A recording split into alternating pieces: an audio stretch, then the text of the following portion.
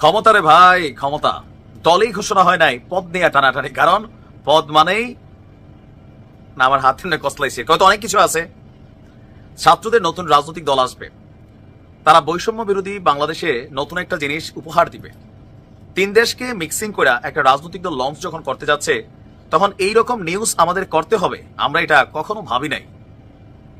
ছাত্রদের নতুন রাজনৈতিক দল ঘোষণার আগেই, মানে মাঠে আসার আগেই শীর্ষ পদ নিয়ে জাতীয় নাগরিক কমিটি, বৈষম্য বিরোধী ছাত্র আন্দোলনের অন্দরে চলছে এক আভ্যন্তরীণ লড়াই চলছে। আমরা যদি দেখি যে আহ্বায়ক পদ নিয়ে কোনো মতানৈক্য না থাকলেও সদস্য সচিব কে হবে তা নিয়ে চলছে একটা আভ্যন্তরীণ দ্বন্দ্ব এবং লড়াই। আর এই পদের দাবিদার একাধিক ব্যক্তি, তবে এরা প্রত্যেকেই এই গণঅভ্যুত্থানে গুরুত্বপূর্ণ ভূমিকায় ছিলেন। বিষয়টি নিয়ে নেতাকর্মীরা যেমন হতাশ, আমরা নিজেরাও আসলে হতাশ। কারণ আমরাও মনে করছি, ছাত্ররা যেমন মনে করছে যে দল শুরুর আগেই এই ধরনের নিউজ মার্কেটে আসা জনগণের কাছে একটা ভুল বার্তা যাবে, অলরেডি হয়তো চলেও গেছে, যা নতুন রাজনৈতিক বন্দোবস্তের জন্য বাধার কারণ হবে। বিষয়টিকে সমাধানে আজ বৈঠকে বসেছে নাগরিক কমিটি। আগামী 24শে ফেব্রুয়ারি আত্মপ্রকাশ হবে ছাত্রদের নতুন রাজনৈতিক দল। তো শুরুতে আহ্বায়ক কমিটি গঠন করা হবে। কমিটিতে আহ্বায়কের দায়িত্ব নিতে যাচ্ছেন সমন্বয়ক নাহিদ, তিনি পদত্যাগ করতে যাচ্ছেন। আর নাহিদের বিষয়ে ঐক্যমত্য হলেও সদস্য সচিব পদ নিয়ে আমরা এখানে জেনে দেখছি ডাকসুর সাবেক সমাজসেবা সম্পাদক আক্তার হোসেন, তিনিও চাচ্ছেন দলটির সদস্য সচিব পদ। অপরদিকে আপনার আরেক অংশ চাইছে আন্দোলনের অন্যতম আরেক মুখ আলী আহসান জুনাইদকে, তিনি বর্তমানে নাগরিক কমিটির যুগ্ম আহ্বায়কের দায়িত্বে রয়েছেন। এছাড়াও এই পদের দাবিদার রয়েছেন আরো দুজন, তাদের মধ্যে একজন হচ্ছেন নাগরিক কমিটির আহ্বায়ক নাসির উদ্দিন পাটোয়ারি দা ব্লুটুথ বয়, এছাড়াও মুখ্য সংগঠক সার্জিস আলম। বুঝতে পারছি, তবে আমার মনে হয় দিন শেষে লড়াই শেষে সার্জিস আলম এই পদটা পাবে। কিন্তু আমাদের জন্য ব্যথিত একটা বিষয় হচ্ছে যে তোমরা এই পদটা নিয়ে কেন কারাকারি করছো? কেন?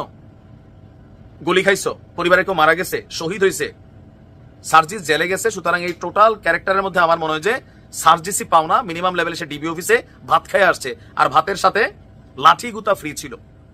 বাকিদের ভূমিকা কি? মেটিকুলাসলি অন্য ভূমিকা ছিল কিনা জানি না, বাট আমরা প্র্যাকটিক্যালি এদেরকে আন্দোলনের পরে ওইভাবে চিনছি। বলা হচ্ছে যে আক্তার ও জুনায়েদের মধ্য থেকে নাকি এই পদে কেউ না আসতে পারলে এদের নাম বিবেচনায় রাখা হয়েছে। আবার আক্তার জুনায়েদ দুজনের কাউকে চান না এমন একটা অংশ রয়েছে আবার এই নাগরিক কমিটিতে, যারা নাসির উদ্দিন পাটোয়ারিকে এই পদে দেখতে চান।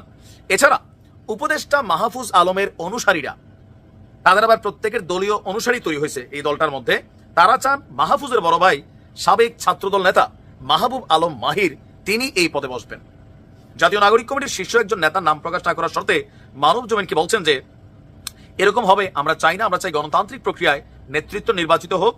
কিন্তু কেউ কেউ এই পদে একমাত্র নিজেকেই যোগ্য বলে ধরে নিচ্ছেন, যেটা ঠিক না।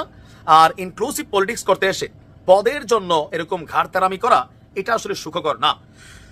আরেক নেতা বলছেন একটি অংশ শীর্ষ 4 পদের 2টি চায়, কিন্তু আমাদের চিন্তা করতে হচ্ছে সাধারণ মানুষের মধ্যে তার গ্রহণযোগ্যতা আছে নাকি নাই। আমরা শুরুতে সংগঠনকে বিতর্কিত করতে চাই না, এখানে বিশাল।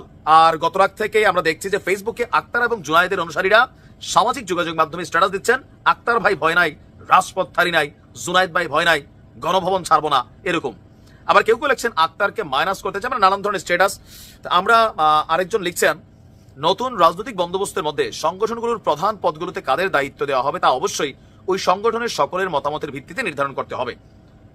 এখন কি বলবেন আপনারা, বলেন কি আছে এই পদের মধ্যে? এই পদগুলোর মেইন দাবিদার মনে হচ্ছে শহীদ মুগ্ধর ভাই স্নিগ্ধ, আমার কাছে মনে হয়, অথবা সার্জিস আলম। কারণ যাদের পরিবার মারা গেছে ভাই, তাদের এখানে এসে একটু বসানো দরকার আছে, তাই না? সমন্বয়ক তোমরা হয়ে গেলা, উপদেষ্টা পদ তোমরা চলে গেলা, পরবর্তী ধাপে আবার তোমরাই বসে যাবা, তো বাকিরা কি সবাই? এই জন্য বাকিরা বলতেছে আমরা কি ধনচিয়া, তা আমাদেরকেও পোস্ট দেন। তবে বিষয়টা পুরো বাংলাদেশকে আরেকবার অবাক করছে যে দেখো এরা দল কইরা কোন পর্যায়ে পর্যন্ত নিবে।